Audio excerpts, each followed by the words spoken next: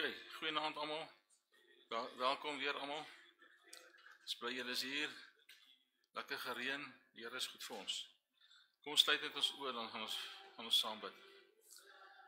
Hemelse Vader, ons sê vir U baie dankie dat ons geleenthede het soos hierdie waar ons kan stil word voor U vir 'n oomblik. Here, waar ons vanaand die woord oopmaak en waar ons praat oor skuldvryheid, dat U vir ons wysheid sal gee, Here, dat U vir ons sal help. Dat ons sal weet wat om te doen om uit hierdie skuld uit te kom, Here, dat ons kan vrykom, om te kan gee waar U wil hê ons moet gee. Bid vir elkeen wat vanaand hier is, elkeen wat luister en kyk, dat U elkeen sal seën. En ons dank U in Jesus naam. Amen. Ok, julle het huiswerk gehad. Julle moes gaan van my optel hoeveel skuld het jy? Ag, hoeveel rente betaal jy elke maand? Jy hoef nie vir my te sê nie, maar jy het dit gaan doen. En? Baie. Ja. Rente maak 'n ou moeg. Alright. Skuld is in werklikheid 'n daaglikse worstel. Dis regtig nie lekker om in skuld te wees nie. Ek dink julle, die ouens wat in skuld is, weet dit. Nou mense het sekere goed wat jy moet skuld maak voor. Tensy jy nou ryk erf. Huislening, kredietkaart skuld, motorpaaiemente, studie of mediese skuld. Dis alles dinge wat 'n mens moet aangaan, vir alle ou se huis as jy 'n huis koop. Dis baie geld. En is 'n lang tydperk wat jy gaan afbetaal. Motors ook. Wat betaal ou deesdae tot 7 jaar aan 'n kar. So dit kan baie skuld wees. So dit plaas 'n emosionele en 'n geestelike druk op 'n ou wat 'n ou nie regtig wil hê nie. Nou kom ons kyk net na 'n paar redes vir skuld. Noodsaaklikheid, dinge wat gekoop of gedoen moes word. Dis gebrek aan wysheid en behoefte ten opsigte van behoefte, begeerte en hebsug. Nou ek het nie in hierdie kursus gepraat oor behoefte, begeerte en hebsug nie. Hebsug is geldgierigheid. So ek dink almal weet wat dit is. Behoefte is dit wat die Here ons gee. Matteus 6. Kos, klere, verblyf, werk. Ek glo dis als behoeftes. En dan begeertes. Daar's goeie begeertes en slegte begeertes. So ek het 'n begeerte om meer vir die Here te lewe. En dieper in sy woord te studeer. Dis 'n begeerte by my. So dis 'n begeerte by my om te kan gee in God se koninkryk. Daar's ander ons wat slegter goed dalk begeer. Dis my begeerte. Dis om nader aan die Here te kom. Dan ongedissiplineerde aanwending van jou geld en aankope van onnodige dinge. Ek dink as jy 'n lys gaan maak van dinge wat in jou huis staan, wat wit olifante is, dan dit is nogal scary. Skuld wat jy geërf het weens verskeie redes. Jy kon dalk vir iemand borg gestaan het wat jy vertrou het en die persoon het jou in die steek gelaat, of jy dalk deur 'n egskeiding gegaan waar daar 'n klomp geld moet betaal word of sulke klas goed. Skuld is 'n produk wat aan ons bemark word op 'n daaglikse wyse. Jy kan omtrent by enige klerewinkel instap vandag met soveel min kredietwaardigheid en hulle sal jou 'n kredietkaart gee of 'n winkelkaart gee en krediet daarmee saam. Skuld is baie groot besigheid en jy betaal maar te getrou en te dankbaar aan die rente daaraan. Skuld is 'n groot besigheid, ons moet dit weet.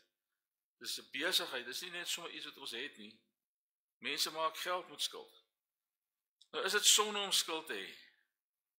Romeine 13 vers 8 sê, wees aan niemand iets skuldig nie, behalwe om mekaar lief te hê, want hy wat 'n ander lief het, het die wet vervul.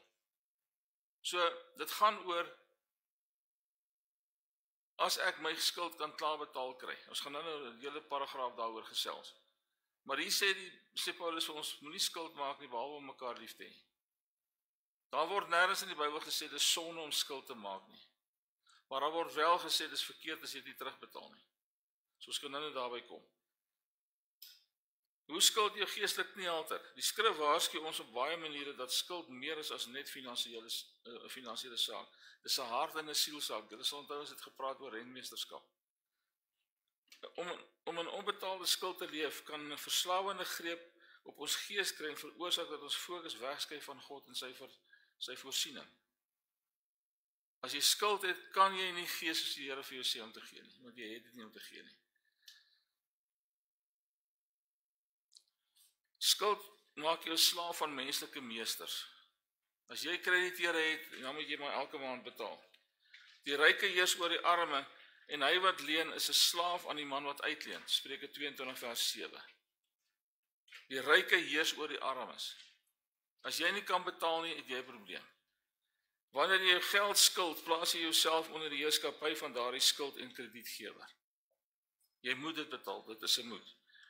Jou vryheid om God onverhinderd te dien word ingeperk en jy moet eers aan jou skuldenaars tevrede stel. Is dit ek wat omval?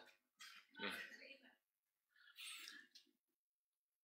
Skuld verdeel ons loyaliteit en vertroue. Jesus het onontwonde gesê dat ons nie twee Here gelyktydig kan dien nie. Jy kan nie God en Mammon dien nie. Matteus 6 vers 24. Jy kan net God dien of jy kan geld dien. As jy heeltyd na geld gaan jaag, gaan jy nie vir God kan dien nie. Dis maar soos dit is. Ons behoort God te vertrou om in ons behoeftes te voorsien in plaas van om te begin staatmaak op lenings en krediet. Dit is so maklik om 'n kredietkaart te swipe en te sê okay, daar gaan hy. Maar ons moet dit nie, ons moet daarvan wegkom. Hebsug en gierigheid word in die Bybel met afgodediens vergelyk of gelykgestel. Ek het baie keer al gesê, as ek kyk na die Ou Testament se konings, hoe hulle droog gemaak het, daar was maar weinig van die konings in Juda wat die Here gevolg het. In Israel was daar niemand nie. So, en hulle het elke keer hulle ingeval by afgodediens. En die Bybel sê vir ons afgodediens is gierigheid en hebsug. So as jy daar is, kom weg daar ouens asseblief. Skuld bring kommer, stres, geestelike neerslagtigheid. Finansiële druk as gevolg van skuld veroorsaak intense angs en bekommernis. Jy weet self as jy aan die einde van die maand rekeninge moet betaal.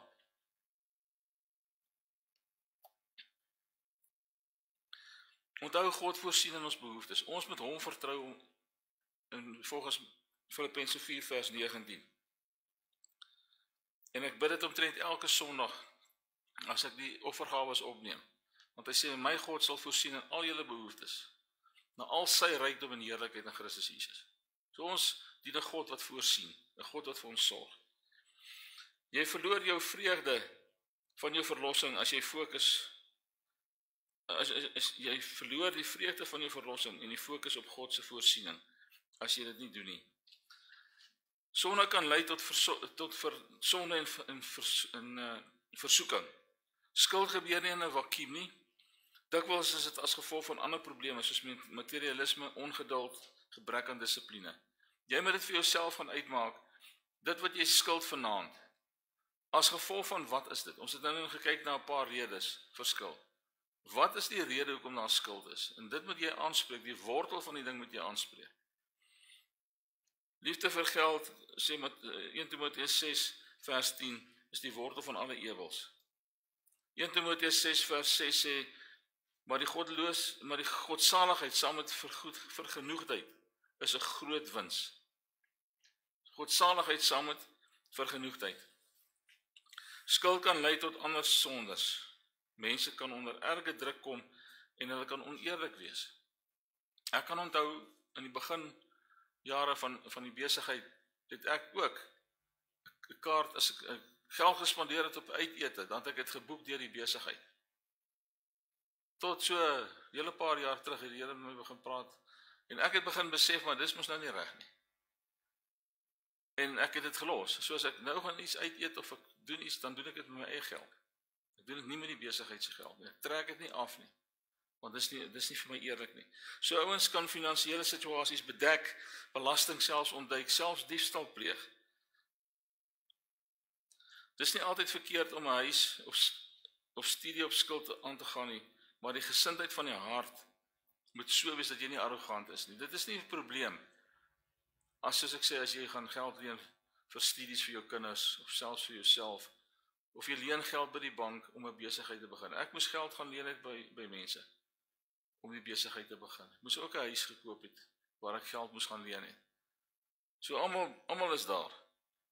Skuld skaad jou getuienis en karakter. Die Bybel dui dat die gelowige skuld moet terugbetaal. Goddelose leen en gee nie terug nie. Maar die regverdige is gaaf en gees. Psalm 37 vers 21. Ons kom nou weer by hom. As kinders van God moet ons bekend staan as mense van integriteit. Jy kan nie skuld maak en hy skuld nie terugbetaal. Want mense gaan weet jy is 'n kind van die Here. En as jy so maak, is dit 'n probleem met jou getuienis. En ons wil nie daar wees nie. Wanneer 'n Christen egter nie sy skuld betaal nie, dan bring dit God se naam in oneer. As ons finansiële behoeftes of beloftes, leenkontrakte en so aan nie nakom nie, is dit 'n skaduwee oor ons getuienis. Omgekeerd, wanneer ons streef om skuldvry te leef en ons finansiële verpligtinge stig na te kom, onderskei ons onsself betroubaar en vrygewig voor God. As jy doen wat jy gesê het jy gaan doen, dis jou woord wat jy gee. As jy teken vir skuld, is dit jou woord wat jy gee. En jy moet daarby staan, jy moet integriteit hê. Skuld beperk jou vermoë om te gee en te dien. God se bedoeling is dat ons geseënes sal wees, maar ook 'n seën vir ander. As jy sien hier's iemand wat swaar kry, met jy genoeg geld kan hê om te sê, maar kom ek koop vir jou 'n bord kos, of kom ek koop vir jou brood en melk. Efesiërs 4:28 sê, werk om iets te hê, om te kan gee vir die wat gebrek ly. So, om te werk is belangrik. Dis hoekom ek al gebid het hier in die kerk ook. Ek glo dis die wil van die Here om werk te hê. En ons kan die Here vertrou vir werk. Ek sê nie ons moet miljoene rande salarisse kry nie, maar die Here sal voorsien. En daarom weet ek, as hy sê, as ek volgens sy wil bid, dan sal hy vir my gee wat sy wil is. En dit is sy wil dat ons moet werk.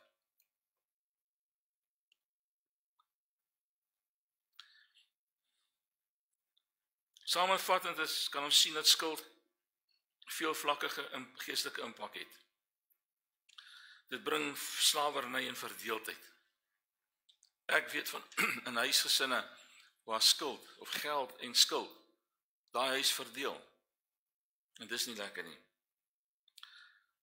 Skuld op sigself, wat ek gesê is nie sonde nie, maar nêrens in die Bybel word dit positief uitgelig nie.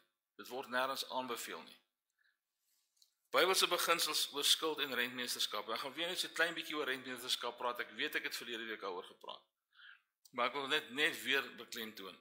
Die Bybel gee vir ons nie 'n eenvoudige verbod soos jy mag nie leen nie of jy mag nie steel, skuld nie. Jy mag nie steel nie.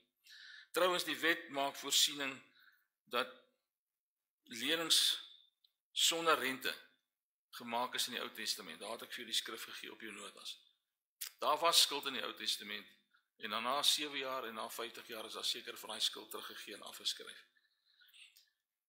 Jesus self leer ons dat ons bereid moet wees om te leen aan die behoeftes van ander, sonder om terug te verwag. Hier's 'n paar kernbeginsels. God besit alles, ons is die rentmeesters. In die tyd behoort julle dit nou al te weet. Die aarde behoort en alles wat daarop is behoort aan die Here. Psalm 24 vers 1. Ons het gesien dat ons rentmeesters is wat oor God se eiendom aangestel is en ons moet hierdie gawes reg bestuur. Dit help nie ons doen dit nie reg nie. As rentmeesters behoort ons ook willens en wetens in situasies in te gaan wat finansiële integriteit sal bedreig nie. Jy kan nie net gaan sommer net teken nie. Jy moet, en ons het verlede week gepraat oor begrotings. Dis belangrik dat 'n man en 'n vrou in 'n huwelik saam gaan praat oor hulle begrotings. Dit gaan saam praat oor die skuld. Die een ou kan nie gaan skuld maak en die ander probeer die skuld afbetaal nie. Dit moet saamwerk. Nêrens 'n skuld word nie verbied nie, maar word ontmoedig. So nêrens in die Bybel is dit 'n sonde nie. Daar is omstandighede waar skuld 'n nodige instrument is. Ons het gesê huis koop, besigheid begin, studies betaal vir jou kinders. Dit beklem, maar is 'n kwesbare posisie waarin jy is. Want jy stel jouself bloot om skuld te hê. En ons het reeds gesien in Romeine 13 vers 8 dat die Here, Paulus sê ons moet nie skuld hê behalwe om mekaar lief te hê nie. En dis belangrik. Betaal jou skuld stiptelik terug. Ek gee weer daai versie. Psalm 37 vers 21. Die goddelose leen en gee nie terug nie. maar die regverdige ontferm hom en gee. So daar kan jy baie duidelik nou sien, die goddelose het nie 'n saak of hy daai geld teruggee of nie. Hy het nie die integriteit, of sy het nie die integriteit om die geld terug te gee nie, maar hy wat regverdig is voor die Here, hy gee en hy ontferm hom oor mense. Indien jy dus wel skuld aangaan, is dit belangrik, betaal dit terug.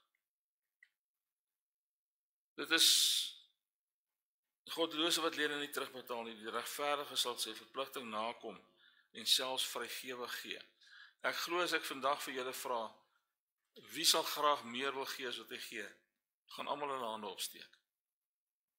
Ons is nie in daai posisie altyd nie. Moenie bors staan, jy gaan nie baie hieroor sê nie, daar is party plekke waar jy vir jouself bors staan. Ek moes al bors teken vir myself, vir die besigheid so goed, toe ek die huis gekoop het, jy teken, alles wat jy dan het, gaan in daai kontrak in, en hulle kan jou goed vat as jy nie gaan betaal nie. So om bors te staan, is nie goed nie. Spreuke 17 vers 18 sê, dit is gebrek aan verstand, as iemand handslag gee en bors staan vir sy naaste se skuld.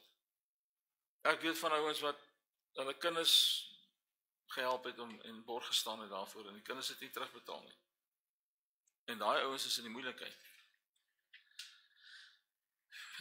Leef binne jou middele en wees tevrede. Hebreërs 13 vers 5 sê die volgende: hou julle lewe vry van geldgierigheid. Wees tevrede met wat julle het, want God het self gesê, ek sal jou nooit begewe en jou nooit verlaat nie.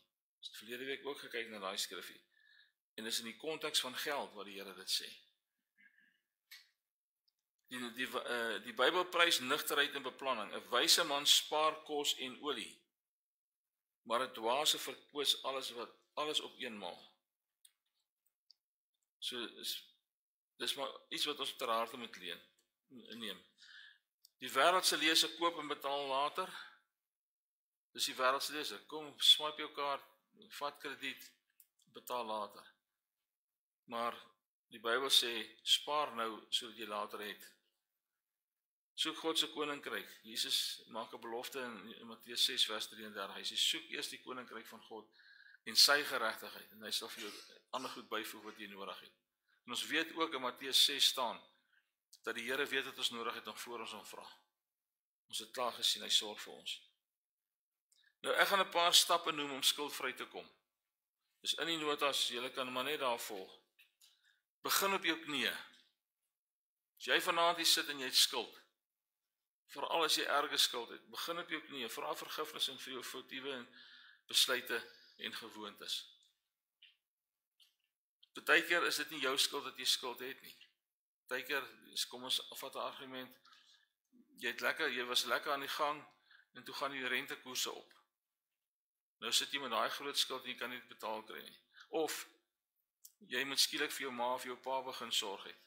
Dis ekstra skuld wat by jou begroting bykom en jy kry dit nie betaal nie.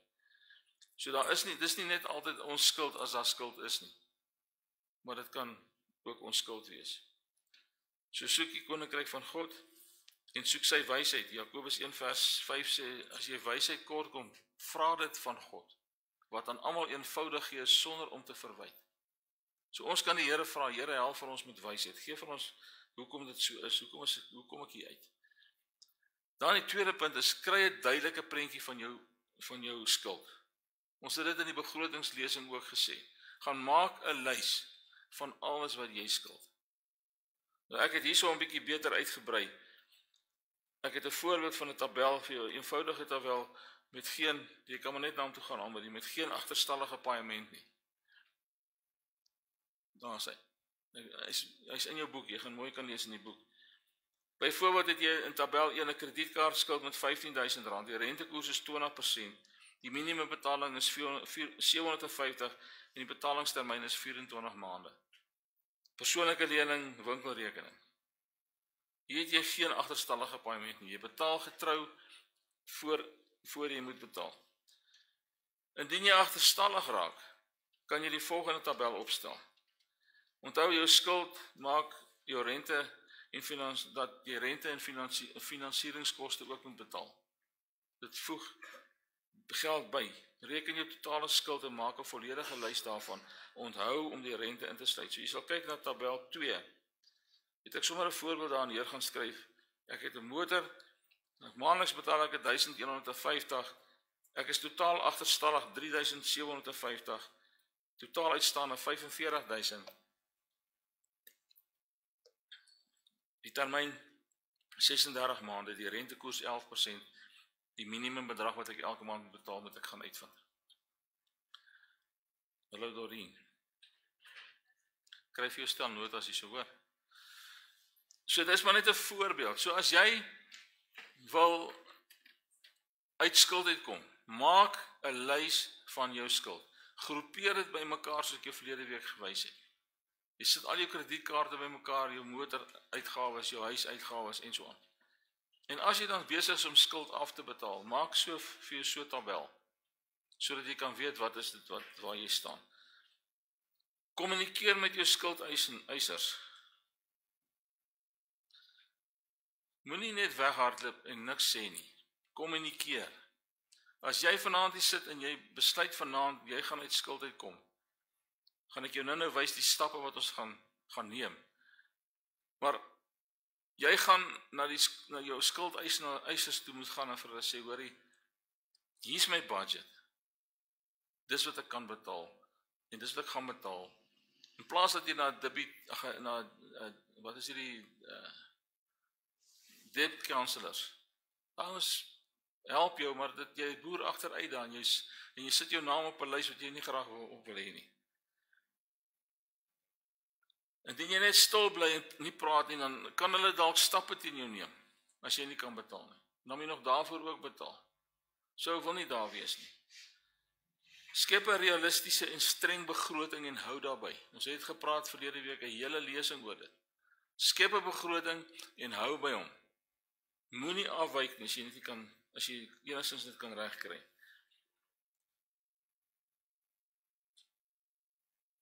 Dan sê ek hierso, gebruik ekstra geld om jou prioriteitsskuld te betaal. So ons gaan nou sien, ons kom nou by hoe ons die skuld gaan hanteer. Soek wysheid of hulp by kundiges en vertrouelinge. Gaan praat met mense wat jy weet dit vir jou mee kan help. Ouens wat weet en wat deur hierdie prosesse gegaan het. Die Bybel sê in Spreuke 15 vers 22, planne misluk waar daar geen beraadslaging is nie. Maar die veelheid van raadgewers kom dit tot stand. So as jy met mense gaan gesels, moenie net die eerste die beste ou vat nie. Wat ek maak as ek kwotasies, ek moet iets bou by my huis of iets doen, dan kry ek kwotasies. En elke ou gaan vir my kom vertel hoe wil hy dit doen. En so leer ek. So nommer 1 kom, nommer 2 kom, nommer 3 kom. Ek gee elke keer vir hulle wat ek soek. En as ek by die eerste ou verby is, dan weet ek mos nou al wat hy sal doen. Dan kan ek dit in die volgende kwotasie bysit. So dis dieselfde met hierdie. Kry iemand of mense wat jou kan help met dit. Handhaaf getrou jou gee en tiende gewoonte. Nou as jy baie skuld het, dan aanvaar ek, gaan jy nie jou volle tiende kan gee nie. Want jy het skuld. Soos ek verlede week gesê het ook, kom ons begin met iets. As jou tiende sê nou maar R500 'n maand moet wees, en jy kan net 100 betaal, gee dan daai 100 met 'n regte gesindheid, en vertrou die Here om uit skuld uit te kom. En soos wat jy dit kan regkry, kan jy dit vermeerder. So baie keer as ouens in finansiële nood kom, dan stop hulle. Hulle gee glad nie verder nie. Want dit is nie wat ons wil hê nie. Stel God eerste en bly daarby. Lukas 6 vers 38 sê, gee en aan julle sal gegee word. Gee en aan julle sal gegee word. 'n Goeie maat, ingedruk, geskit en oorlopend. Nou dink by jouself, ek vat 'n sak en iemand gooi vir my mielies in daai sak. Ek skud hom, ek stamp hom, ek skud hom, ek stamp hom. Ek maak daai sak vol. So sê die Here, 'n goeie maat wat ingedruk, geskit en oorlopend is, sal hulle in jou skoot gee, want met dieselfde maat waarmee jy meet, sal vir jou gemeet word. So dis belangrik.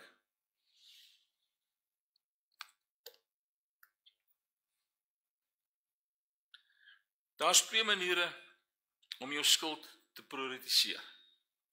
Nou ek kry nie mooi Afrikaanse name vir dit nie. So die eerste een is die snowball metode. Die sneeubal metode. Die ander een is die avalanche metode of die lawine metode. Dis baie dieselfde beginsel.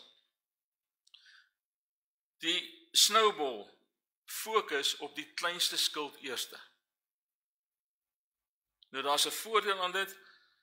Dit is emosioneel goed, want die kleinste skuld kan die vinnigste klaar betaal word. So as jy hom klaar en as jy bly daaroor, dan kan jy dit geld op die volgende een sit. Waar die nadeel is, die rente bly langer op die boeke. So dis finansiëel nie regtig goed om hom te gebruik nie. Alhoewel 'n man soos Dave Ramsey, ek weet nie of julle weet wie hy is nie. Jy kan gerus op YouTube 'n paar na sy video's gaan luister van Dave Ramsey. Hy beveel hierdie metode aan. Ek voel weer, ek gaan die avalanche metode vat. Dit beteken, ek betaal die skuld met die hoogste rente eerste. Maak 'n lys, dis hoekom jy die rente moet gaan uitvind. Jy maak 'n lys van daai goed, groepeer hulle by mekaar, kredietkaarte, as jy 2 of 3 kredietkaarte dalk het, groepeer hulle met die rente wat jy betaal, dat die hoogste rente bo is, en dan gaan jy daar volgens betaal. Die voordeel van hierdie metode is ekonomies beter, want jy betaal eers jou rente klaar, jou grootste rente klaar. En die nadeel is, dis nie baie motiverend nie, want dit vat lank partykeer om 'n groot kredietkaart af te betaal. So verstaan julle die twee metodes. Die een sit ons die klein skuld eers en ons betaal hom klaar, maar in albei gevalle betaal ek eers die een klaar en dan vat ek daai volle bedrag en ek sit hom op die volgende skuld. Ek gaan nie nou van daai geld vir iets anders gebruik nie. As ek 5 goed op my lys het wat ek afbetaal op skuld, dan vat ek die eerste een, ek betaal hom klaar. Dan vat ek skuld nommer 1 se geld en ek betaal dit op skuld nommer 2. As hy klaar is, vat ek skuld nommer 1 en skuld nommer 2 se geld en ek betaal dit nommer 3. Verstaan julle hom?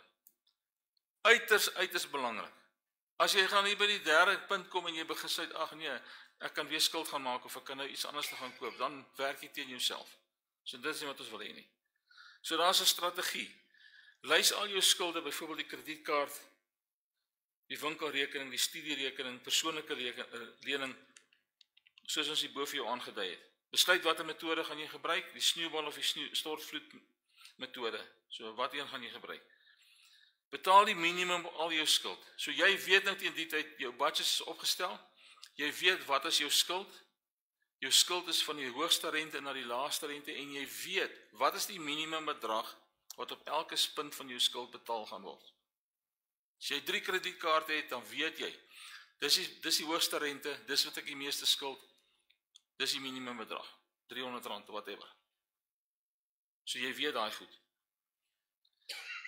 Betaal die minimum op die skuld, soos ek gesê het, gebruik ekstra geld om skuld af te betaal, soos wat jy besluit het op watter metode, en as dan daai bedrag klaar is, dan rol jy dit oor na die volgende een toe. Herhaal en nou aan tot jy skuldvry is. Jy hoef my nie te antwoord nie, maar kom ons vra vir jou so. Hoe lank het jy gevat om die skuld te kom wat jy is? Dit het dalk 'n paar jaar geneem om daai skuld te maak. Baie ouens gaan, ek weet pastoor Andries praat ook, ek glo pastoor Konrad en Bianca praat ook daaroor as hulle, en ander keer as hulle met mense praat wat trou, in plaas van om 'n R100,000 se huwelik te gaan beplan, vat liewer daai geld en betaal skuld klaar. Moenie gaan skuld maak op so iets nie. Hou dit liewer klein. Ek weet ook van ouens wat toe hulle getrou het, klomp skuld gaan maak het, huis gekoop het, meubels gaan koop het, en al daai goed is skuld. So daai 2 ouens wat nou in hierdie huwelik instap, sit met al hierdie skuld, en dit is nie goed nie. So ek wil vir jou net sê, dis partykeer 'n lang paadjie, wat dit jou gaan vat om skuldvry te kom. Dis nie maklik nie. Dit gaan absoluut vasbyt kort. Jy kan ook konsolidasie of herfinansiering oorweeg. Konsolideer is een van die dinge wat 'n mens kan doen, is as jy byvoorbeeld 'n huislening het, dan kan jy op jou huislening 'n ekstra verband mos vat. Of jy kan hom herfinansier, die volgende een. En dan vat jy genoeg geld om al jou skuld te delg. Die voordeel van dit is jou huislening is oor 'n langer tydperk. Ons gaan nou by die huislenings kom. So jou paaiement wat jy betaal is minder. So dan kan jy al die geld wat jy het op daai een rekening sit. So dis wat konsolideer beteken. Herfinansier beteken maar net ek herfinansier teen 'n goedkoper rentekoers. En jy moet maar 'n bietjie rondkyk. Hou die banke dop, hou die rentekoerse dop en gaan hoor. So ek gaan nie te veel oor konsolideer praat nie, maar ek wil net 'n paar goed vir jou noem. Ek het dit eintlik klaar gelees, so almal jy moet maar net byhou soos dit ek aangaan. As jy 'n tweede verband doen, as jy konsolideer, ouens, maak 100% seker jy spandeer nie daai geld op onnodige goed nie. Kom ons vat argumente onthou jy skuld R600,000 op jou huis. Jy gaan en jy skuld R100,000 ander skuld, kredietkaarte, huislenings, klere rekenings en so aan. So jy skuld in daai R700,000, dan gaan herkonsolideer jy of jy herfinansier vir R700,000 oor 'n 20 jaar tydperk, oor 'n 15 jaar tydperk. Beteken jou paaiement gaan afkom, want dit is 'n langer tydperk, en dan sit jy op daai ding alles wat jy kan. Moet net nie, as jy dit doen, ekstra skuld gaan maak. Nou, moenie sê, aangesien ek dit nou doen, gaan ek nou sommer die swembad bou, wat ek altyd wou bou nie. Jy kan my swembad vir die kom kry. As jy hom kan optel in jou plek sit, vat hom. Asseblief. So, moenie ekstra skuld gaan maak, as jy nou gaan in 'n lening gaan ekstra maak om hierdie skuld klaar te kry. Jou motivering is skuld moet weg. That's it. Okay, herfinansier het ek eintlik ook klaar oor gesels. Dan sê ek hierso by die punt 9, volhard en wees dankbaar.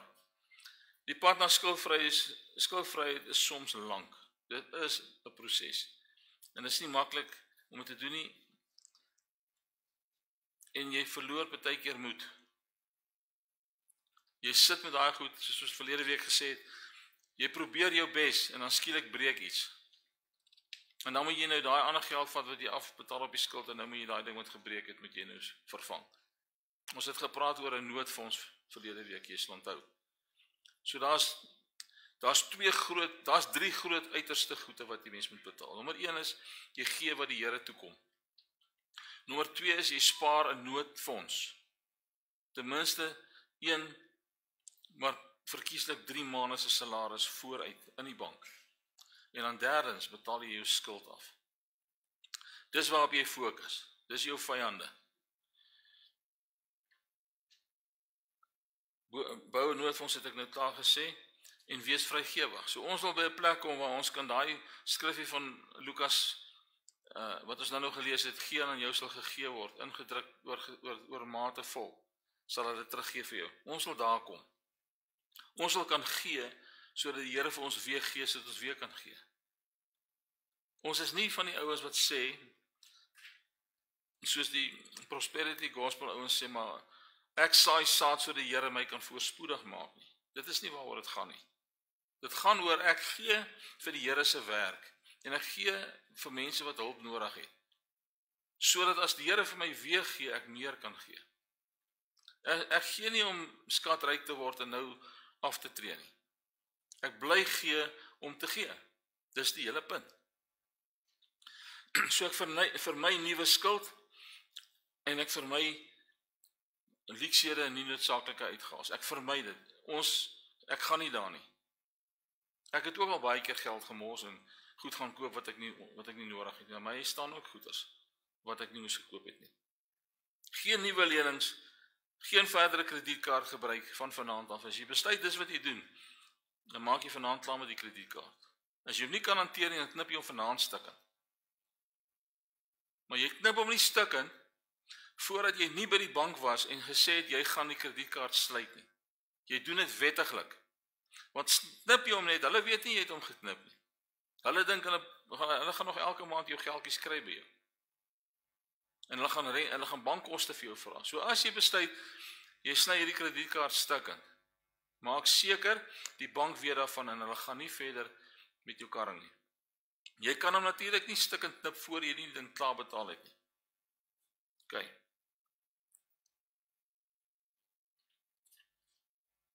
Is daar miskien enige vraag tot op hierdie stadium?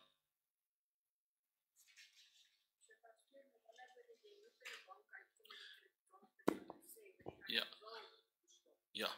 As jy 'n kredietkaart wil stop, maak seker jy is by die bank, die goedkeuring word gegee. Jy het 'n brief wat sê maar jy het gestop met die kredietkaart. Maar dan betaal jy hom net letterlik af. Jy betaal hom af. Elke maand soveel as wat. Onthou sê net maar jy het 3 kredietkaarte.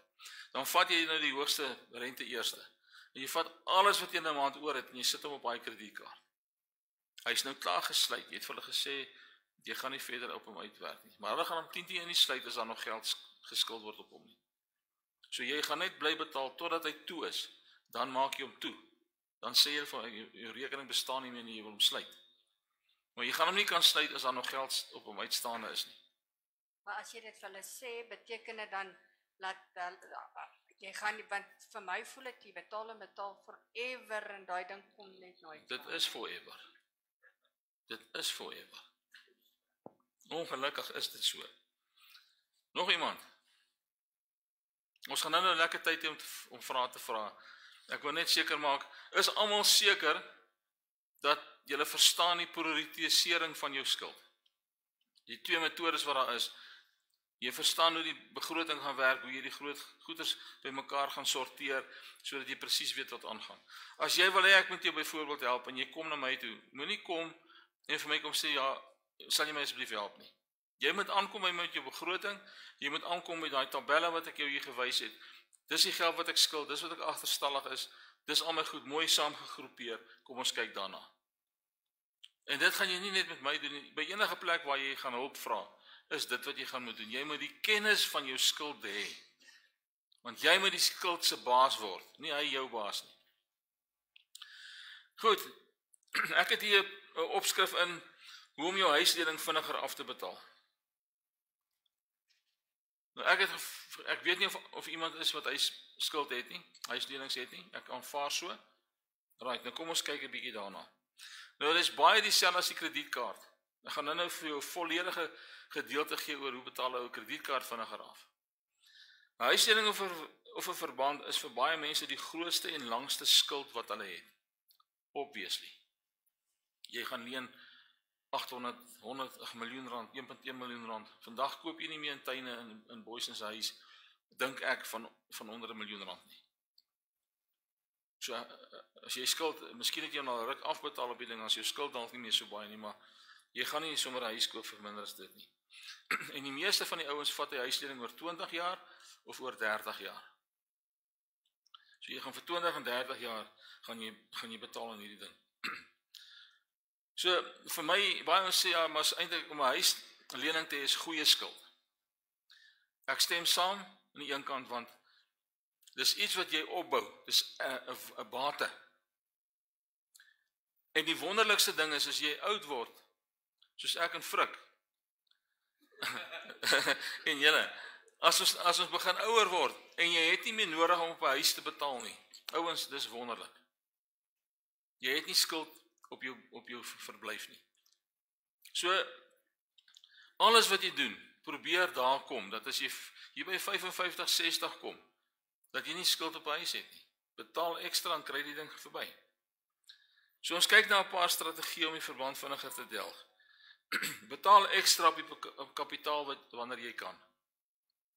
Kapitaal, weer eens is 'n ding wat jy na die bank toe gaan, waar jy jou lening het, en jy reël met hulle dat jy die geld wat jy ekstra betaal, gaan op die kapitaal af. Meeste banke doen dit outomaties, maar party doen dit nie. Dan betaal jy die goed en dan lê die goed daar, dan gaan dit nie af op die kapitaal nie en dan bly jy rente betaal. So as jy kan en jy gee ekstra, gaan nou vir jou 'n grafiek wys. Dan sit jy dit op die kapitaal. Maak seker jy het 'n reëling met die bank. En jy het op skrif as dit moet. Wat sê, okay, maar ek betaal nou elke ekstra sent op die kapitaal. Jy sal nou sien op daai grafiek as jy R500 vat 'n maand. Jy betaal op jou ekstra op jou huislening se kapitaal. Wat 'n verskil dit maak. Ek het hier 'n voorbeeld. Almal gaan vir my na daai tabel toe asseblief. Nou dis baie erg. As jy niks terugbetaal in 'n maand nie, dan betaal jy, hier is R1 miljoen, né? Is R1 miljoen, net vir jou sê, is R1 miljoen teen 20 jaar teen 10% rente. As jy vir R1 miljoen 'n lening gaan uitmaak, gaan jy op die einde R2.316 miljoen terugbetaal. Kan jy sien hoe baie geld is dit? As jy niks ekstra gee nie, jy gaan 20 jaar betaal. As jy R500 'n maand meer betaal op jou kapitaal, dan gaan jy R2.1 miljoen betaal. Dis al klaar is 'n spaar van R211.000. En jy gaan jou paaiement, jou tydsbetaling 17 maande maak in 2 maande. 17 jaar in 2 maande, ekskuus. En so gaan hy aan as jy R1.000 of R2.000 kan meer betaal. So nou, kom ons sê jy sit met 'n R900 of R800.000 huisskuld op die oomblik. Maar jy sit met 2 of 3 kredietkaarte wat ook uitgemax is. Dan maak jy vanaand die besluit en sê ek gaan my kredietkaarte eers klaar betaal. En soos jy jou kredietkaart klaar kry, as jy daai kredietkaarte klaar het, dan vat jy daai volle bedrag en jy sit hom op jou huis. En jy begin op kapitaal afbetaal. Dit help nie jy probeer nou op 10 plekke gelyk betaal nie, dit gaan nie werk nie. Jy kan nie kredietkaarte afbetaal en R500 'n maand, van daai R500 en sit hom op die kredietkaart dat jy hom klaar kry. En dan gaan jy met die huis aan. Sit vir my daai grafiek net op asseblief, Almarie. Ek gaan hierdie grafiek vir julle WhatsApp op die groep. Jy kan hom aflaai op 'n rekenaar, as jy Excel het, kan jy hom gebruik. Ons wag net vir Almarie. Almarie, ons wag vir jou.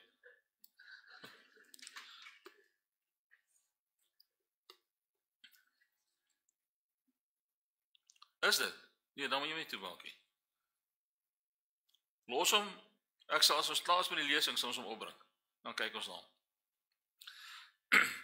Dan 'n volgende metode, of ding wat jy kan doen, is betaal 2 weekliks op jou huispaaiement. Nou dis 'n interessante een, want ek het hom eers nie lekker verstaan nie. Ek het dit nooit so gedoen nie. Maar as jy elke 2 weke betaal, dan betaal jy eintlik 'n ekstra volle maand se paaiement teen die einde van 'n jaar. Want jy betaal 26 bedrae. So 52 weke, jy betaal 26,5 sessies, dit gee vir jou 13 betalings. So jy betaal 'n volle paaiement ekstra per jaar. Jy sal dit net moet reël met jou bank. En probeer die ding betaal voordat die rente toegeken word. Betaal hom af en dan kom die rente by. Anders sit die rente by en dan moet jy weer betaal. So die tydsberekening is nogal belangrik. Verkort dalk die leningstermyn as dit moontlik is vir jou. Weereens, jy sit dalk met klererekeninge, jy sit dalk met 'n persoonlike lening, jy sit dalk met kredietkaarte. Daai goed is die belangrikste, want dit vreet die meeste rente. Daar's van daai goed wat tot 20% rente het en dalk meer. En jy wil nie daar wees nie. So, maar as jy kan, en jy het jou kredietkaart en al die ander skuld klaar, en jy begin afbetaal op hierdie huis van jou, dan kan jy, of jy kan net bly betaal op die kapitaal soos ek jou nou gesê het, of jy kan na die bank toe gaan en sê jy wil jou termyn verander. Jy wil hom toch vir jou herbereken, en jy wil dit nou oor 15 jaar betaal byvoorbeeld. En dan kan hulle vir jou dit herbepaal. Natuurlik gaan die paaiement dan hoër wees, maar jy wil die ding klaar betaal. So hoe korter jou termyn word, hoe hoër word jou paaiement per maand. Maar hoe minder is die rente. Ons het nou 'n voorbeeld, ons het daarna gekyk, ons hoef eintlik dit nie weet te sê nie, R1 miljoen verband oor 30 jaar teen 10% rente, betaal jy omtrent 3 keer die bedrag wat jy geleen het. Dis baie geld. Dis baie geld. En die bank is maar te gretig om te sê dis reg. Hulle werk op saamgestelde rente. So dit is maar wild. Ek het klaar gepraat oor herfinansiering teen 'n laer rentekoers. Ek dink nie ek gaan dit nou weer praat nie. Ek hoop jy hou, ek praat nou 'n bietjie te mekaar vanaand, Almarie, ek hoop jy hou by. Nou selfs 1% rente wat jy minder betaal, of 'n 0.5% rente wat jy minder betaal, spaar jy geld en spaar jy tyd. Jy moet rente sien vanaand is so sonde. Jy haat rente. Jy haat sonde. Ek sien dit in dieselfde ding. Ek hou nie daarvan. As ek dit kan help en ons is nie in skuld vanaand nie. En ek prys die Here daarvoor. Maar dit was ook maar effort om daar uit te kom en dit was genade van die Here. So hierdie goed wat ek hier met julle bespreek het ek self deurgegaan van dit. Maak 'n eenmalige groot betaling op die kapitaal wanneer moontlik. Kom ons sê jy kry 'n 13de cheque of jy kry geld terug van die belasting af. Vat dan daai geld net so en sit dit op jou kredietkaartskuld eerstens of op jou huislening. Maak seker dan dis op die kapitaal.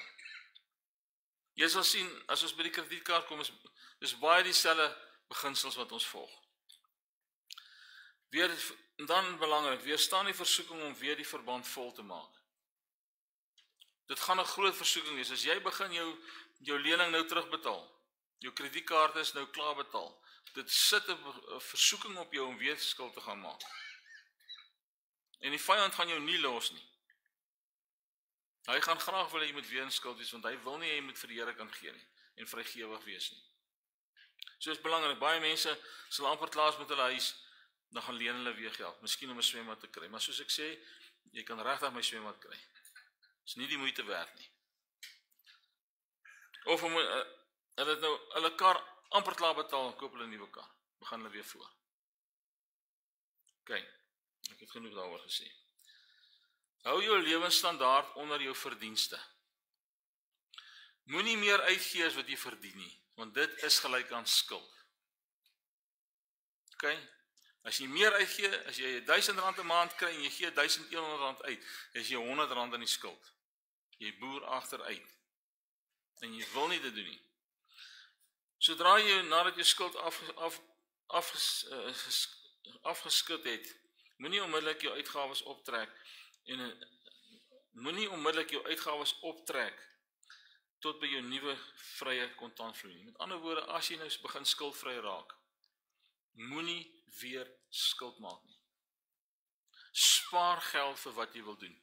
Ja, mense spaar nie sommer geld vir 'n huis nie. Maar as jy 'n huis het waarin jy bly, en as jou huis te groot is waarin jy op die oomblik bly, en is te duur, oorweeg dit om 'n ander huis te kry. Gaan kyk of jy nie te veel verloor nie. Maar as jy te veel verloor op jou huis wat jy nou al 7, 8, 9 jaar, 10 jaar al afbetaal het, gaan dit nie die moeite werd wees nie. Maar oorweeg sulke goed. Die dissipline wat jy geleer het om skuldvry te raak, moet jy aanhou om skuldvry te bly. Hierdie is nie net vanaand se gesprek en dan môre is dit afgehandel en dan is dit oukei nie. Hierdie is die res van jou lewe. Dis soos om die Here te dien. Jy dien nie vanaand die Here en dan môre lewe jy soos wat nie. Sondag kom jy kerk toe en sing dan klap aan en dan die res van die week lewe jy in die wêreld. Nee. Ons lewe vir die Here, is dit nie?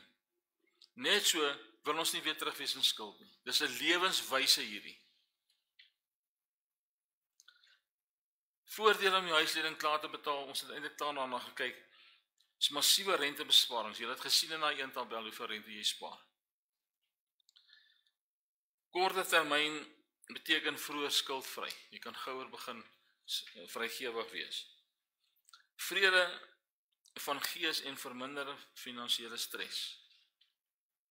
Ek wil nou nie vanaand jou op die spot sit nie, maar ek is seker daarvan, en 'n gehoor soos hierdie, as ek vanaand moet vra, wie van julle is bekommerd, want dit is vandag die 20ste, oor 10 dae is dit die einde van die maand. Wie is bekommerd om daai skuld? Wie is bekommerd of hy daai geld gaan hê om die skuld te betaal? Daar gaan mense wees wat hier sit en sê, ek hoop maar ek maak dit die maand. Of hierdie maand gaan ek dit betaal en dit nie betaal nie. Jy kry, die oomblik as jy skuldvry is, begin jy meer finansiële opsies kry. Jy kan, as jy besigheid wil begin byvoorbeeld, en jy het nie skuld nie. Jou huis is klaar betaal, so jy is veilig met jou huis. Jou kar is betaal, of jy het 'n bakkie, of wat ook al, en jy goed is klaar betaal. Dan is dit baie makliker om te sê, okay, maar ek gaan 'n besigheid begin. Want dis wat nog altyd op my hart brand, en dis wat ek wil graag doen. Of ek gaan inskryf vir 'n kursus. Julle jong ouens kan dalk inskryf vir 'n kursus om nuwe geleerdheid te kry. Versnelde groei op netto waarde en spaargeld. Jou netto waarde, met ander woorde jou bates minus jou laste, dis jou netto waarde. Neem dadelik 'n sprong want jou laste val weg. Jy skuld, kom ons sê jy het R1 miljoen geskuld en jy het 8, 9, 10 jaar betaal aan daai skuld en nou is dit afgehandel. Dit beteken jy is nou kredietwaardig. Moet net nie daai kredietwaardigheid gebruik om weer te gaan skuld maak nie. Want dan ploeg jy regtig agteruit weer. Jy het nou al hierdie moeite gedoen om uit skuld uit te kom. Dis soos wat 'n ou verslaaf is aan iets. Ek het nou teruggeval aan die suiker aanbetref, dat ek het nou maar sommer bely. Ek het nou die laaste stuk 'n bietjie koek geëet. Ek eet nie chocolates nie soos. Ek maak myself nou tevrede en sê ek, okay, maar ek eet daarom nie chocolates nie. Maar ek eet suiker. Lekker bly lekker. So nou het ek half teruggeval. Nou kos dit eeges effort om nou te sê, okay, maar ek gaan dit nou weer los. Ek mik maar vir volgende jaar Januarie as ons weer gaan vas, dan kan ek sê Here nou gaan ek vas. Ek kan almal die vas saam, ek sny daai goed uit. Dis dieselfde met skuld. As jy eers weer teruggeval het in skuld, dis mens wil nie daar wees nie. Dit bevry jou as jy skuldvry is, bevry dit jou kontantvloei sodat jy ander doelwitte kan bereik. Byvoorbeeld jy kan spaar vir jou aftrede. Jy kan die kinders of die kleinkinders se studies betaal. Jy kan dalk jou eie besigheid begin soos ek gesê het. Daar's baie goedjies wat 'n ou kan doen. En as jy skuldvry is daar minder risiko vir finansiële teëspoed. As hulle vandag kom en hulle maak die rentekoerse vir die huise 20%, dan my nie plan nie. Ek skuld nie geld op my huis nie. As hulle die rente meer maak, gaan ek net meer rente kry. Want ek spaar my geld. Ek het nie nodig om dit vir iemand anders te gee wat rente vra nie. En jy wil graag daar wees, ek weet, dit is belangrik.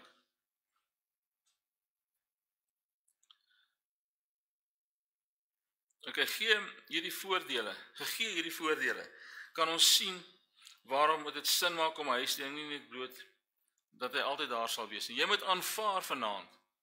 Dit gaan nie altyd daar wees nie. Jy gaan hierdie ding klaar betaal vroeër as wat hulle wil hê jy moet dit doen.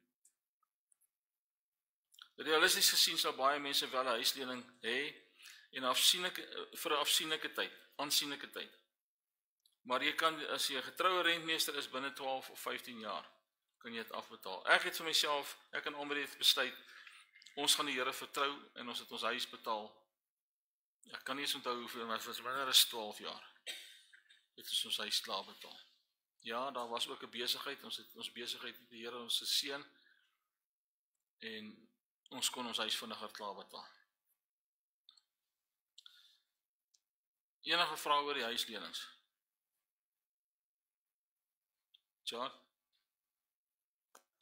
Pastor, net al in te kom op die rentekoers en ja, dit is maar net 'n raad wat ek vir julle wil gee omdat ek myself by die huisleningsgedeelte ook betrokke is. Is 'n part-time buite het ek nou vir my eie werk wat ek doen. So as die rentekoers gewoonlik drop en die rentekoers kom ons sê val byvoorbeeld op 'n puntebasis of 'n halwe puntebasis en jou paaiement is R3000 'n maand en nou val hy na kom ons sê R2800 toe. Hou nog steeds vol op jou R3000 'n maand want jy gaan bespaar in die dag aan rente en ook om jou verband gouer klaar te betaal. So dit is altyd iets wat in gedagte en belangrik is wat ou moet hou. Hou volkome dit wat jy die rentekoers bly val en afkom om te sê behou die premie wat jy reeds betaal waarin jy gewoond is. En dan kom jy teen rente wat jy gaan afkom, jy betaal ook gouer klaar aan die einde van die dag aan jou skuld. 100%, dankie Charles vir daai insig, dis goed. Maak net seker as die bank weet daai ander R200 is vir die kapitaal. Maak altyd seker daarvan. Kredietkaartskuld. Ek dink ek het nou al baie gesê oor dit en baie van die goed wat ons doen met die huislening doen ons ook met die kredietkaart. Maar 'n kredietkaart se geld is net minder. Tensy jy nou vanaand vir my sê maar jy het 3 kredietkaarte en is almal uitgemerk op R85.000. Dan het jy regtig 'n probleem. Want dis erge skuld. Nou ek sê kredietkaart is 'n nuttige hulpmiddel. Ek het ook 'n kredietkaart. En ek gebruik my kredietkaart as ek kruideniershoek koop of as ek petrol ingooi, gebruik ek my kredietkaart. Maar ek skuld niks op my kredietkaart nie.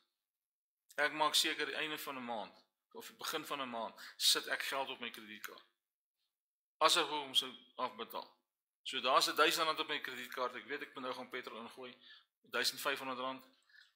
Dan gaan gooi ek my brandstof in, maar daar's nie skuld nie. So ek hoef nie te bekommer gaan ek dit die einde van die maand kan betaal nie. Die probleem begin kom wanneer jy daai petrol moet ingooi en daar is klaar oortrokke fasiliteit op daai kredietkaart. Dan het jy 'n probleem. Maar dan kom jy nie daarvan vry nie.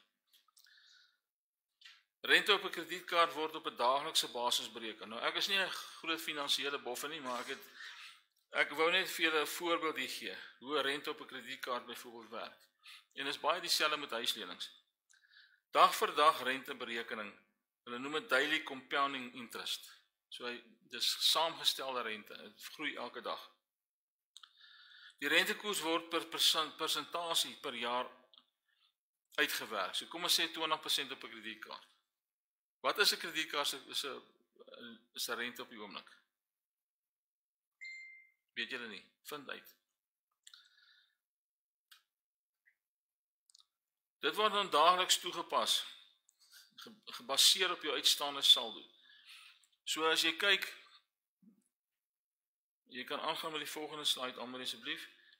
Daaglikse rente daarso.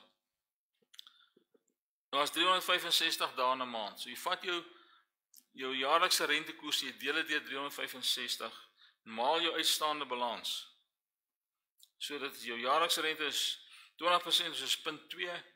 Jou uitstaande balans is R10,000, jou daaglikse rente, as jy daai sommetjie doen, is R5,48, R5,48 'n dag. Nou dit klink min. Maar vat dit nou en dan gemaal jy dit met 30, dan kom jy by 164 uit. En dis op 'n, hoeveel het ek gesê, R10,000, nee. Dis op R10,000. Nou kom ons sê jou kredietkaart is 20 of R25,000 of meer. Kan jy jouself nou voorstel wat jou rente gaan wees? En as jy 2 of 3 van hierdie kaarte het, kan jy net dink wat dit gaan wees. So as jy niks betaal op daai ding nie, gaan jy elke maand 164 rente terugbetaal. Indien daar jy betaal geen rente as jy byvoorbeeld die volle balans voor die sperdatum betaal. As jy moet terugbetaal op die 28ste, betaal op die 27ste jou geld. As jy wag tot die 29ste, dan het klaar die rente bygesit en dan betaal jy weer meer rente. Jy wil dit betaal voor die sperdatum. Jy gaan, as jy nie rente betaal nie, of jy betaal geen rente as jy binne die rentelose tydperk betaal. So baie keer gee hulle vir jou 'n kredietkaart en sê koop by ons gaan jou 40 of 50 dae gratis gee voor jy rente gaan begin betaal. As jy voel jy kan dit gebruik, betaal dan net jou geld, betaal dan net daai kaart af voor die rente begin. My seun gebruik, wat is hierdie goed wat jy kry? Wat is hy goed? E-Bucks. Hy maak baie geld. Hy het al 'n vakansie vir homself gespaar met E-Bucks. So hy gaan gooi by die regte selfde plekke in waar die kaart voorskryf, sê maar engine garages. En hy gaan koop kruideniers by Pick n Pay, whatever. So hy doen sekere goed en dan kry hy E-Bucks daarvoor. Maar hy betaal sy rente voor die einde van die maand en hy maak seker daar is die geld, krediet of skuld op sy kredietkaart nie, maar hy gebruik daai kredietkaart en hy kry geld op E-Bucks terug. Soos ek sê, hy het al 'n vakansie betaal na Mauritius toe vir homself. So dit mens kan baie spaar. Jy betaal wel rente as jy net die minimum bedrag betaal. So jy gaan rente as jy 3 kredietkaarte nou byvoorbeeld het en 'n huislening. Dan gaan jy nou jou geld op die kredietkaart sit wat die hoogste rente is. Jy gaan hom begin afbetaal. So jy gaan op die ander kredietkaarte net die minimum betaal. So jy moet weer daar gaan rente groei daar. Maar as jy klaar is met die nommer 1, dan betaal jy hom op nommer 2 en so gaan jy aan. As jy nie betyds betaal nie, dan kan daar rente en moontlike boetes wees. So mense wil graag betyds betaal. En jy wil nie kontant onttrek nie. Rente begin onmiddellik sonder rentelose tydperk. Jy kontant trek, of jy gebruik het vir kontant, dan het jy 'n probleem. Wat verhoog jou koste verder? Minimum bedrag strategie. Skuld kan jare vat om af te los. Soos ons nou gehoor het, 'n mens betaal en jy kom net nie daar uit nie.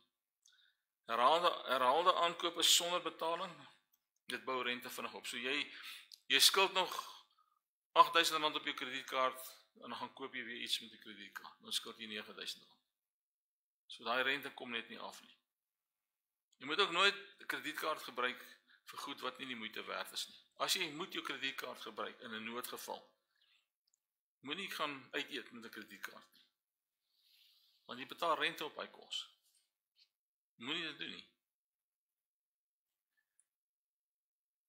Verskeie transaksies met verskillende rentekoerse, byvoorbeeld kontant versus aankope. So kontant gaan jy onmiddellik rente begin betaal. Aankope kan jy dalk spaar. Ek het 'n tabel 4 vir jou daarop met 'n strategie en 'n voordeel. Betaal volle balans elke maand, voordeel geen rente.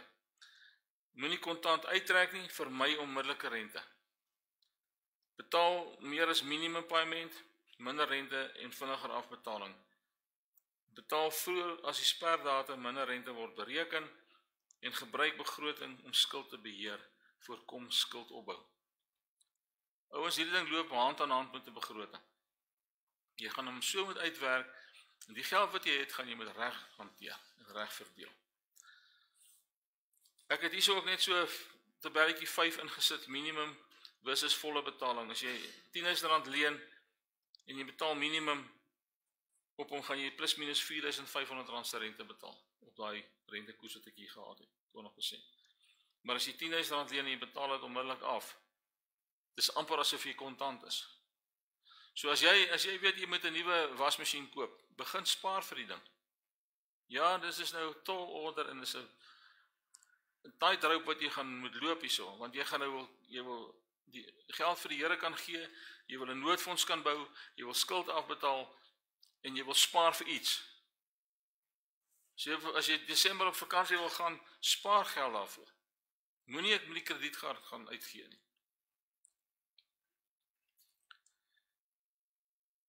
Hoe lank sal dit vat om 'n kredietkaart te betaal? Ek het daar vir jou ook 'n voorbeeld. Ek gaan nou nie deur daai hele voorbeeld gaan nie. Dis tabel 6. Jy sal daar sien, as jy nou meer gaan betaal, hoeveel maande gaan jy spaar en hoeveel rente gaan jy spaar. Strategie om jou kredietkaartskuld vinniger af te betaal. Stop vanaand met aankope op hy kredietkaart. Stop vanaand. Soos ek gesê het, jy kan hom stukkings sny as jy hom nie weer wil gebruik nie, maar maak seker jy betaal hy ding klaar en maak seker jy sluit hom op die regte manier. Moenie jou kaarte gebruik terwyl jy afbetaal nie. Jy het nie daai geld meer nie. Jy het nie daai kaart meer nie. Jy betaal die ding klaar en dan is dit verby. Berg jou kredietkaart op 'n veilige plek om jou te bewaar van impuls of nie noodsaaklike goed te koop. Knip die kaart stuk en dit ek klaar vir julle verduidelik. Betaal meer as die minimum, soveel as moontlik. Dis dieselfde, ons het eintlik dit klaar bespreek. Jy gaan die geld wat jy kan spandeer, gaan jy op een van daai 2 metodes vir jou afbetaal. En dis eintlik maar wat ek hiervan betaal. As jy net dit betaal, kom ek lees gou iets wat ek geskryf het. Die minimum betalings op kredietkaart is dikwels mikroskopies, dis 2 tot 5% van die balans. Dis min wat jy betaal. Want hulle wil rente kry by jou. So minder jy betaal, hoe beter is dit vir hulle. Maar die rente bly ophoop. So hoe meer jy betaal, hoe beter is dit. Jy moet 'n aggressiewe betalingsstrategie volg. Maak seker jy betaal soveel as moontlik wat jy kan. Ek het hier gesê fokus op jou duurste kaart, dis my opinie. Ek sou aanbeveel as jy begin afbetaal op 'n kaart, dan vat jy die een met die grootste rente en jy beklei met hom eerste. Ek dink die res het ek al klaar bespreek, so ek gaan nie nou te veel daaroor verder sê nie. Gaan terug na jou bank of die plek wat jou krediet vir jou gegee het, en gaan onderhandel met hulle om 'n beter rentekoers te kry. Kyk wat kan jy gedoen. En benut balansoorplasings. Want kredietmaatskappye kompeteer vir kliënte. As jy by Absa kredietkaart het, 'n Visa kaart, Mastercard sal jou ook baie graag wil help. Moet nou net nie 'n Master en 'n Visa kaart hê nie. Skuif die geld oor na die ander een toe. Soms kan jy 'n aanbod soos kry soos plaas jou saldo oor en ons gee jou 0% rente vir 6 maande. Dit kan gebeur. Hy sê okay, skuif. Ek is nou by Visa. Ek gaan nou my geld skuif na Mastercard toe. Kom ons sê is R10,000. So ek vat daai R10,000, ek skuif hom na Mastercard toe. Ek betaal hierdie kaart klaar. En ek het 6 maande tyd rentevry om soveel as moontlik op daai ding af te betaal. Verstaan julle hom? Wees baie versigtig hiermee. Dit kan jou help as jy dissipline het, maar as jy nie het nie, gaan jy net verder in die skuld inkom, want jy net nog 'n kredietkaart om te betaal. Gebruik ekstra geld inspuiting slim. Dis dieselfde as jy 'n bonus kry of jy kry belastinggeld terug of jy erf iets of wat ook al. Moenie daai geld uitgee op ander goed behalwe op skuld nie. Jy gee jou 10de as jy iets kry, gee jou 10de vir die Here se werk of dit wat jy kan bekostig, maar betaal die skuld klaar. Leer jouself om te dink ekstra geld is gelyk aan 'n kans om skuld te verminder. Ek indoktrineer jou vanaand. Wil jy moet vanaand hier uitstap en gaan, vanaand wil jy nie kan lekker slaap nie, want jy moet vir jouself kan sê, hoe gaan ek hierdie skuld kan betaal? Hoe gaan ek hierdie inligting gebruik om uit skuld uit te kom? Dis my hart vir jou vanaand. Instel van outomatiese betalings, maak seker jy betaal die ding op die regte tyd. As jy weet die rente word 28ste toegepas, betaal die 27ste.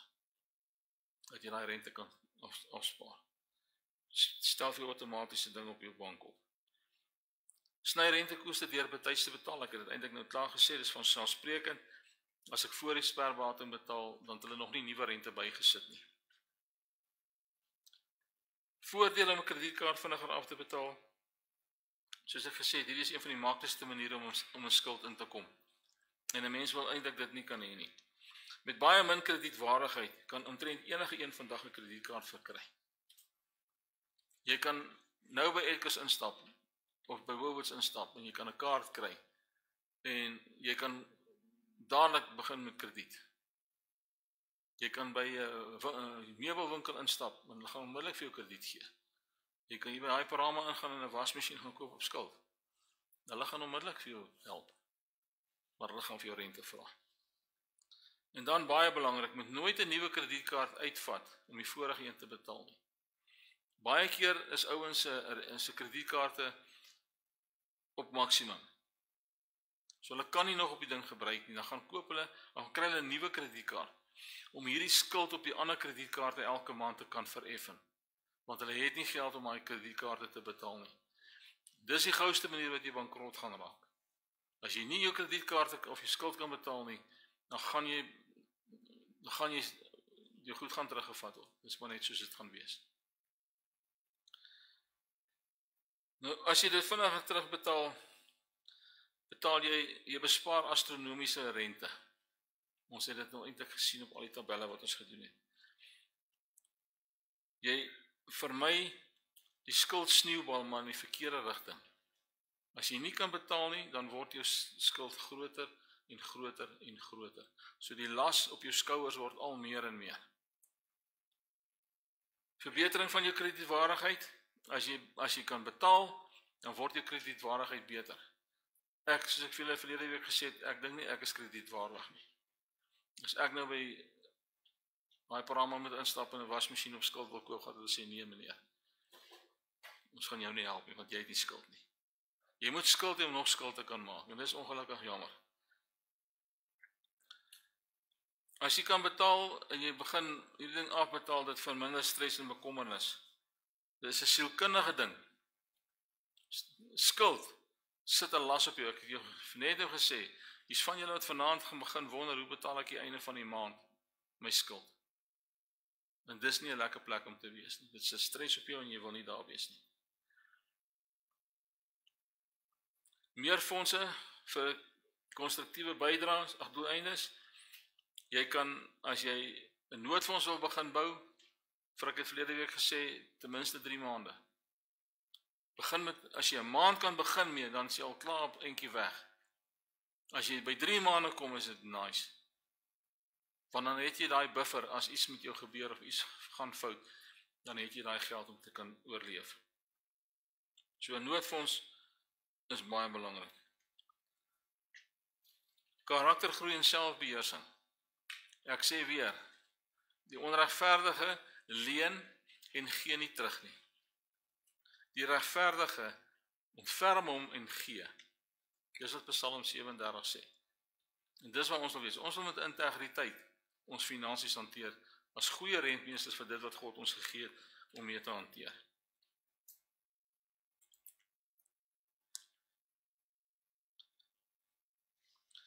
Die gevolgtrekking hiervan is, as ek alles in ag neem, sien ons dat die pad na finansiële vryheid nie maklik is nie, maar vol belofte. Ek kan vanaand vir jou sê, ek weet nie wie van julle skuldvry is nie. Orgeskuldvry. Dis lekker om so te wees vir orge. Daar's niks wat worry nie. Ek kan vir jou sê, dit is 'n ding waarna jy kan uitsien. Dis regtig iets waarna jy kan uitsien. Maar dit vereis praktiese besluite en deursettingsvermoë. Dit is nie maklik nie. Ek sê weer vir jou. Maar bo dit alles, dis 'n geestelike reis waar jy leer om God se wysheid toe te pas, jou vlees te dissiplineer en die Here te vertrou vir 'n uitkoms. Dis 'n pad wat jy saam met die Here moet stap hierdie. Jy kan hom nie alleen stap en dink dit is maar oukei nie. Jy gaan hom saam met die Here moet stap. Jy gaan op jou knieë moet wees, jy gaan jou begroting moet uitwerk, jy gaan besluit wat se prioriteite jy gaan toepas en dan gaan jy bid en jy gaan die Here vertrou daarmee. Ons samelewing moedig maklike krediet, skuldlewenstyl en onmiddellike bevrediging aan. As ek 'n ding sien wat ek wil hê, ja, dis nice, kom ek koop hom.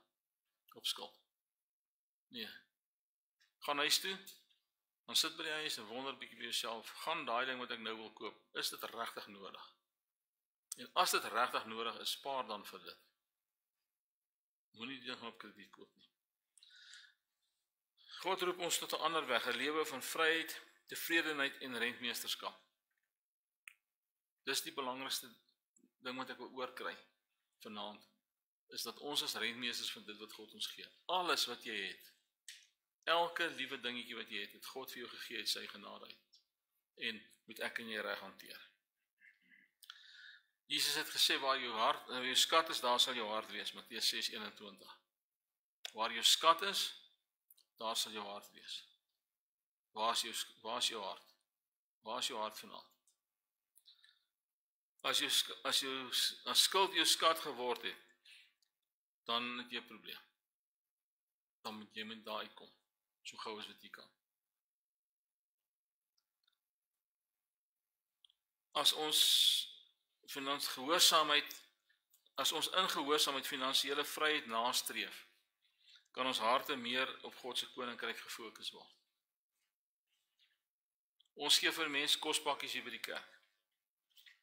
As jy op jou hart het, en jy is skuldvry, en jy weet, maar jy het R500 ekstra, bring hy R500, dan kom sit ons hom in die kitty, en ons koop ekstra vir die mense wat nie dit kan bekostig nie. Ons koop seep, of ons koop tandepasta, of ons het nie geld noodwendig, om altyd daai goed te koop nie. Die kerk het 'n klein budget vir die goed, ons het nie baie geld nie. En soos julle gehoor het Sondag, ons het R40.000 uitgegee vir hierdie driehoel, wat hulle nie goed gedoen het, die frik, ek weet nie of jy hier was nie, hulle het nie riviersand ingegooi, en daai klippe en goed net so op die pype afgegooi, dit was baie kwaad. So, dit was nie vir my 'n goeie ding, maar die punt wat ek wil maak is, as jy ekstra het, en jy bring dit in die gemeente in, en ons kan daai geld vat, en ons kan vir mense help daarmee, of jy kan dit self doen. Wat 'n awesome ding is dit nie, as jy weet iemand het 'n behoefte. Maak net seker as jy gee, dis nou maar sommer verniet vanaand. Maak net seker as jy gee, dat niemand dit weet nie. As ek vir Benny iets wil gee, dan gaan ek nie vir Benny sê, gaan ek nie vir iemand sê, maar ek gaan vir Benny R5.000 gee nie, dan geen mens onthou nie. Ek bly stil. Ek gee sonder dat iemand dit weet. Ek gee in die verborgenheid. OK. Wat gaan jy nou moet doen? Kom ons kyk, ek het van hierdie goed al genoem, maar kom ons kyk gou weer daarna. Nommer 1 is hou op skuld maak. Wees vergenoegd en dankbaar met wat jy het. Pas dit op wat jy het en spaar sodoende. Verlede week ook vir jou gesê, om te spaar is ook om goeders op te pas. Tweedens, vertrou die Here vir wysheid. Vra vir hom vir wysheid. Hoe gaan jy maak om hier uit te kom? Stel 'n begroting op, kry hulp as jy moet en lewe dan volgens daai begroting. En as weer eens vra ek huwelike, praat met mekaar. Kry die goed op 'n plek waar julle dit saam deurwerk. Begin gee vir die koninkryk van God, wees vrygewig. Spaar 'n noodfonds, begin jou skuld afbetaal en as jy alles of genoeg afbetaal het, bou welvaart en wees vrygewig. Bou welvaart beteken die Here gaan jou seën. Hy gaan jou seën om te kan gee en ander mense te help, maar hy gaan ook vir jou gee om op te bou sodat wanneer jy dit nodig het, dit kan hê. As jy op pensioen gaan en jy op werk en jy kan nie meer gewerk kry nie, dan is dit wat jy in jou pensioen kry, dis wat jy het. So as jy 'n geldjie kon bymekaar gemaak het, terwyl jy op pad is na aftrede toe, dan spaar jy en jy het ekstra geld. Alright. Ek gaan 'n paar vragies vra. Die eerste een wat ek vra is, wat dink jy is jou grootste struikelblok om skuldvry te wees? Jy hoef nie hardop te praat vanaand nie, maar kom ons praat net oor dit. Jy hoef nie jou eie situasie vir my te verduidelik nie. Wat is jou grootste struikelblok? Laat ons 'n bietjie hoor. Is daar iemand wat iets wil sê? Onkunde? Goed, onkunde. Ek hoop jy het kennis vanaand, ekstra kennis gekry. Lees verlede week se lesing en hierdie lesing weer deur. As jy in 'n huwelik is, gaan lees hom saam deur. Werk saam deur hierdie goed, besluit saam. Wat is nog 'n struikelblok? Onkunde was een, wat nog? Selfbeheersing. Dis 'n groot een. Selfbeheersing en dissipline. Jy maak 'n besluit vanaand en dis soos ek met die suiker, nou het ek teruggeval met die suiker.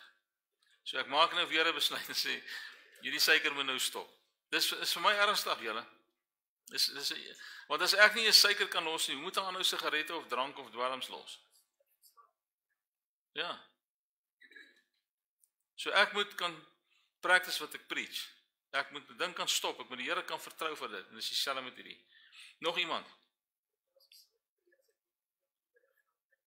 Selfbeheersing om nie onnodig die goed uit te gaan gee en skuld te maak nie, ja. Nog iemand?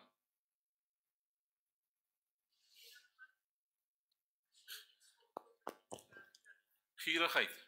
Ja. Jy koop iets wat jy nie werklik nodig het nie. Ek dink dis die grootste probleem vir ons almal. Ons koop goed wat ons nie nodig het nie. Daai gontet wat jy hardop as jy so by die Hyperama verbystap om te gaan betaal.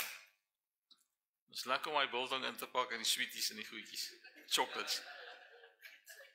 Ek fokus daarop waar ek loop. Ek kyk nie langs my nie. Ja. Nog iemand? Anneke?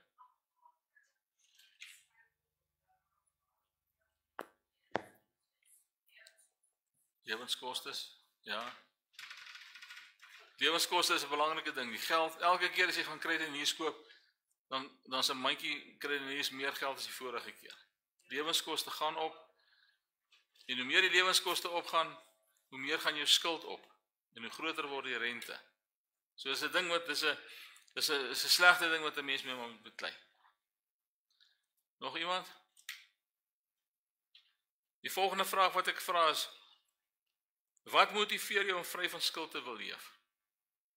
Wat motiveer jou vanaand? Wat het jou gemotiveer om hierdie ding te kom bywoon? Of het jy maar net gekom omdat dit deel van die Bybelkolleges was? Of is dit regtig vir jou 'n ding wat in jou hart brand om te sê ek wil nie meer skuld hê nie? Wat motiveer jou? Wat ek hoor. veroorsaak stres. En konflik, absoluut. Baie konflik. Hongerpyn. Hongerpyne, ja. Vrees. Verseker.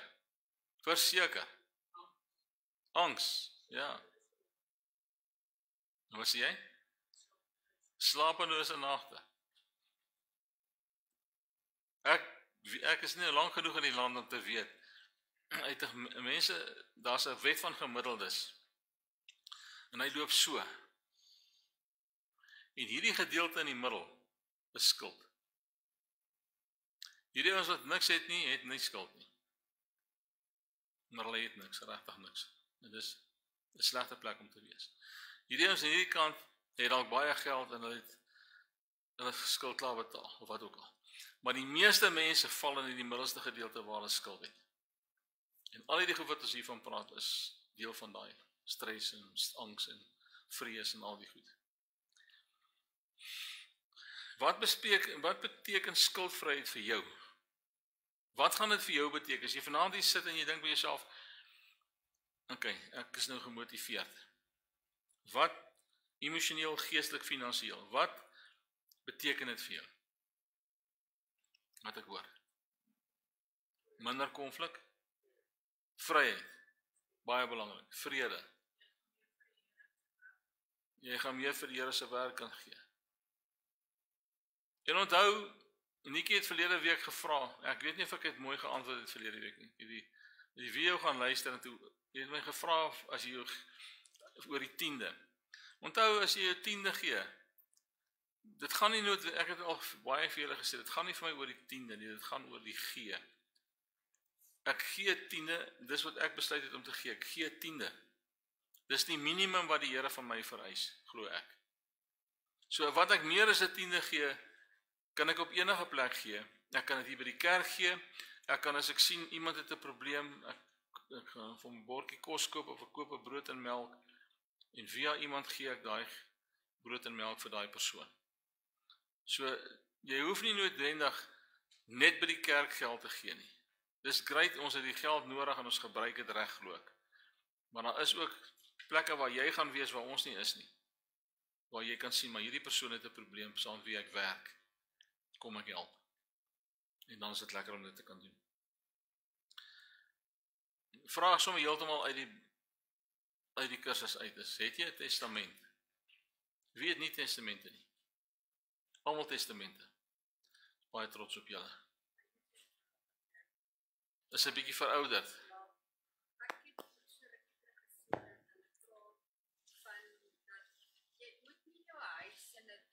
Testament sit nie, jy moet 'n trust. As hy sê, mens moet nie noodwendig die huis aan jou kinders nalat of so nie, jy moet dit liewers in 'n trust sit, want dit veroorsaak onnodige uitgawes vir hulle, soos boedelbelasting, oordrag. Gaan dieselfde wees, hoor. Of jy dit in 'n trust sit, of jy dit vir hulle persoonlik nalaat, is dieselfde. Inteendeel, is 'n trust duurder.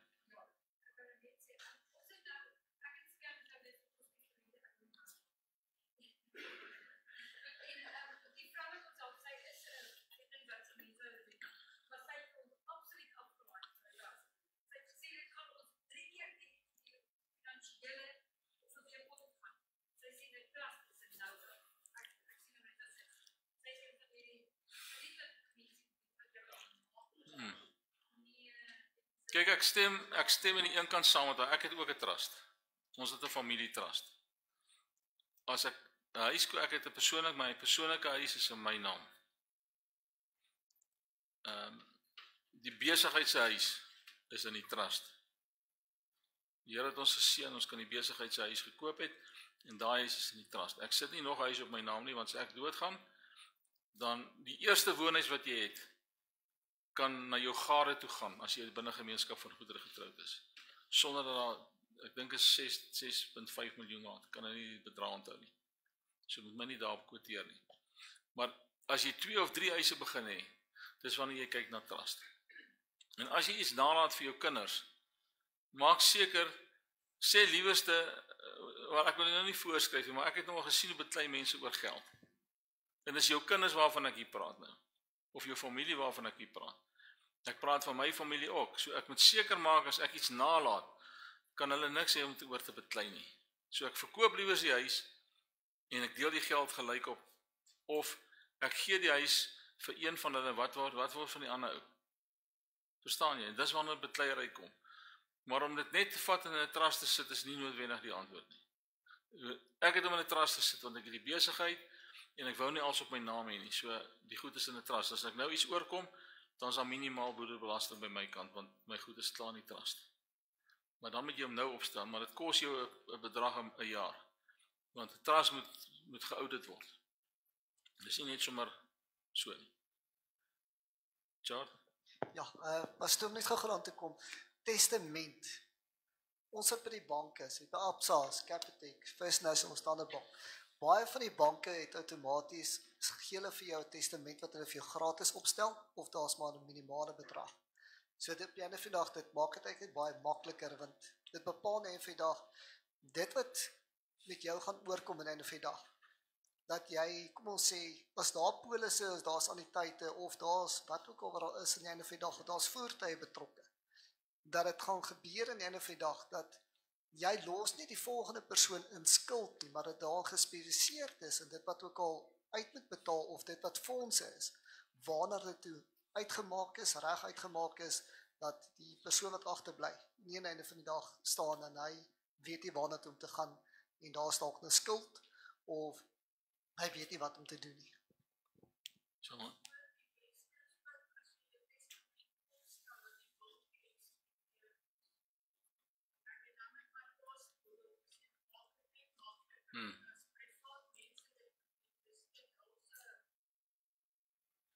Ek het myne nie by 'n bank nie, maar ek het hom by my makelaar wat spesifiek met hierdie goed spesialiseer.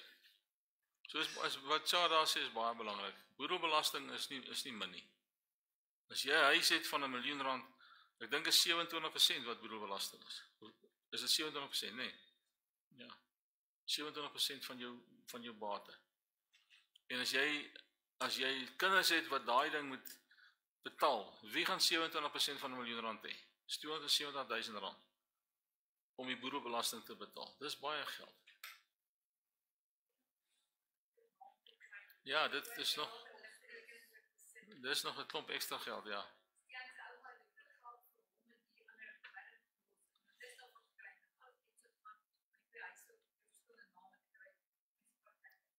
Ja, dit is soos dit is. Dit is soos dit is. Nog iemand? Oké, nou is my vraag. Wat gaan julle doen? Dan gaan jy nou konfronteer met hierdie vraag en sê, oké, wat gaan jy nou doen? Ons het nou vir 2 weke hierdie goed gedoen. Wat gaan jy nou doen? Jy gaan nou op jou knieë moet gaan, as jy getroud is, gaan julle saam, en jy gaan die Here moet vertrou en sê, Here, wat is dit wat U wil hê moet doen? Hoe moet ek hierdie ding aanpak? Want uit my hart uit sal ek graag wil hê julle moet almal uit skuld uit wees. Regtig, uit my hart uit gun ek dit vir niemand nie. Ek gun skuldvryheid vir elke ou. So ek skuld gun ek vir niemand nie. So asseblief, as jy met my wil praat op 'n ander plek, is reg.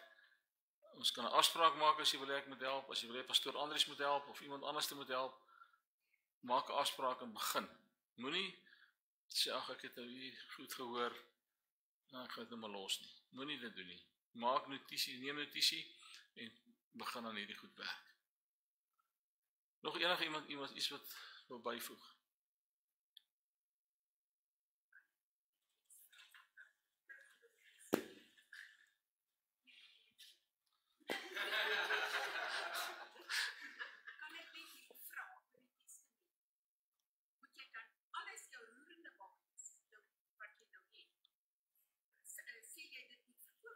Nee, nie noodwendig. Nee. Nee, maar as jy nou jou goed gelyk Nee, as jy weet jou kinders gaan nou nie beklei oor die goed nie, gee vir elke ou wat hy moet kry. Ek het my seun opdrag gegee om my skoonma en skoonpa se goed te vat. Hulle die ou tannie maak baie goed by mekaar. Horde, ja. Sy het baie goedjies. My skoonpa het karretjies en ek weet nie wat nie.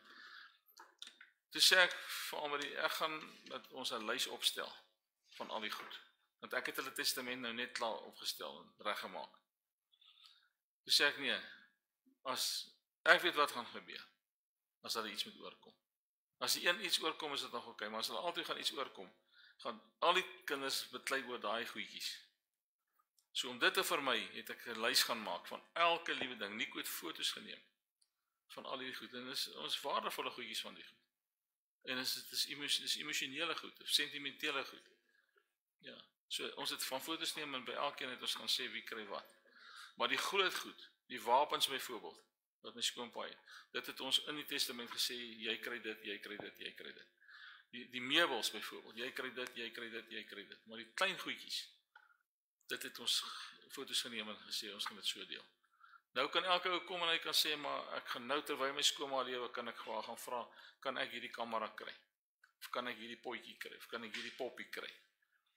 Dan word daar geskryf, hierdie ou kry die poppie. Dan word daar nie beklei nie, want ek weet wat gaan gebeur. Op die einde is, as een van hulle iets oorkom, gaan dit op my en Almarie afkom, en dan gaan ons die bekleierery moet hanteer, en ek wil nie dit hê nie. So nee, jy hoef nie alles te verkoop nie, sê hom net mooi. En maak voorsiening vir die boedelbelasting. As 'n man en 'n vrou in 'n binnegemeenskap van goedere getroud is, dan as jy doodgaan, kry die ander een outomaties die goed.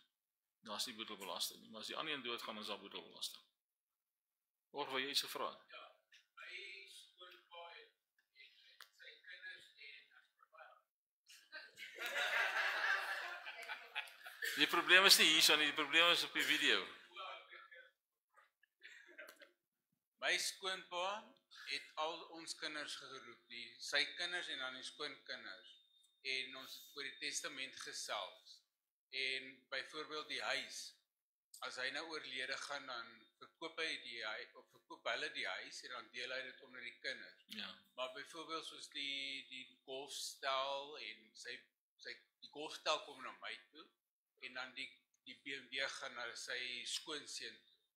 Byvoorbeeld, hulle almal by mekaar gekom en gesels wie gaan wat kry en na wie toe gaan wat, sodat daar nie 'n bekleierery gaan wees. Ja, dis baie goed. Ja, so Dis baie goed. As jy die goed kan uitsorteer voor die afsterwe van iemand, is altyd beter. Hier by hierdie kerk, het pastoor Anders my gesê, is al vuiste geslaan oor geld. Dit is sleg. Want die slegste ding gebeur as iemand doodgaan, dan is daar geld beskikbaar en nou is daar bekleierery en dit wil jy nie hê nie. So maak seker daai goed is uitgesorteer. Nog iemand?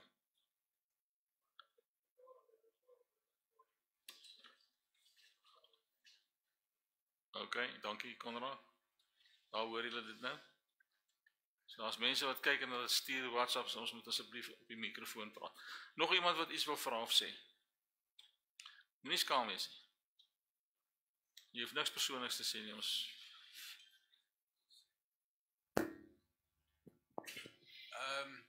Oor die boedel, julle moet net seker maak julle kry iemand betroubaar.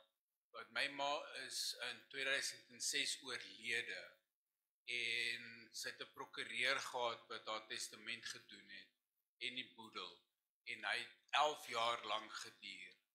Sy's in 2006 oorlede. Die boedel is eers afgehandel in 2018. So en hy was baie oneerlik geweest en ons het niks uit die boedel uitgekry nie. Want hy is eventueel toegesluit. Ja. So mens moet net seker maak wie jy kry om jou boedel. Ja, ek stem saam met Shamaine daar. As jy by 'n bank lank is, gaan na die bank toe. Hulle is above board. Of gaan na iemand toe wat jy regtig goed ken. En dit moet 'n maatskappy wees wat hierdie goed doen. En as jy in die boedel eksekuteur aanstel, sit jou naam ook daarby. Of een van die familie se naam daarby, dat dit nie net die maatskappy is, dat jy daarom ook 'n sê het in dit wat gebeur. Nog iets? Ok, dan gaan ons afsluit vanaand. Niemand nog ietsie wil sê nie. O, dankie. Almarie, jy kan uitgaan, dan sit jy vir ons Ek gaan hom vir julle stuur soos ek gesê het. Hy's bietjie onduidelik. Ek weet nie of julle kan sien van daar agteraf nie, Anneke, sorry. Kan julle sien? Hy's bietjie uit fokus ook uit sien ek. Of is ek uit fokus uit? Ek moet net my leesbril afhaal, sodat ek dit kan. Ja, nee, as ek naby staan gaan ek mooi sien. Hierdie is 'n dingetjie met 'n grafiekie by wat ek op die internet gekry het. Hieronder is daar 'n klomp tabs wat jy nou kan gaan kyk. Daar's ook een wat vir jou verduidelik hoe werk die ding en hoe jy jou begroting kan uitwerk as jy wil. As jy nou daar sien, ek het R1 miljoen daar ingesit met 10% rente in 20 jaar. Dan gaan jy betaal 1.3 miljoen. Wat staan daar? R2.3 miljoen, nee. Dis die totale wat jy gaan betaal. Sit vir my R500 in daar. By ekstra. Okay. Jy gaan R120,000 al klaar wat jy gaan begin spaar. Jy gaan, waar is die maande? Kom sien ek nou nie die maande nie.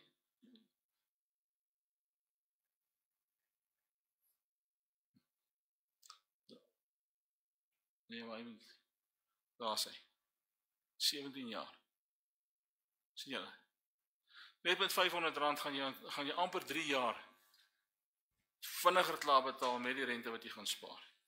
So ek gaan hom vir jou stuur, dan sit jy hom op Excel, op jou rekenaar, dan sit jy jou lening in daar, dan kyk as jy kan herfinansier, vir beter rentekoers kry, dan kan jy dit dan uit gaan werk. Absa en FNB en al die plekke het ook sulke calculators. Is algemeen standaard goed wat 'n mens kan kry. Ek het maar net gedink hierdie is wat ek vir julle kan saamgee. Almal by. OK. Dan gaan ek vir ons afsluit. Voor ons afsluit wil ek net sê, ons het die 28ste November in die afsluiting. Dit is net 'n sertifikaat plegtigheid. Ons kan nie toegas en sulke goed doen nie. Ons het vanaand dit weer op die vergadering bespreek. Dis net sertifikate wat uitgegee is. Ons kan nie toegas en fancy goed doen nie. Ons wil ook nie weer dit doen nie, want dit is baie ongemaklik, is 'n klomp ekstra geld en moeite. So ons gaan net gewoon soos verlede jaar, vra jy dit netjies sal aantrek. En jy bring jou familie saam. Ons gaan, Pieter sal seker vir julle stuur. Julle kan eintlik al vir hom begin stuur hoeveel mense jy gaan saambring op die 28ste. Dat ons 'n lysie kan maak en kan weet hoeveel mense ons reg moet maak vir die kos. Is daar enigiets wat iemand wil weet oor die 28ste?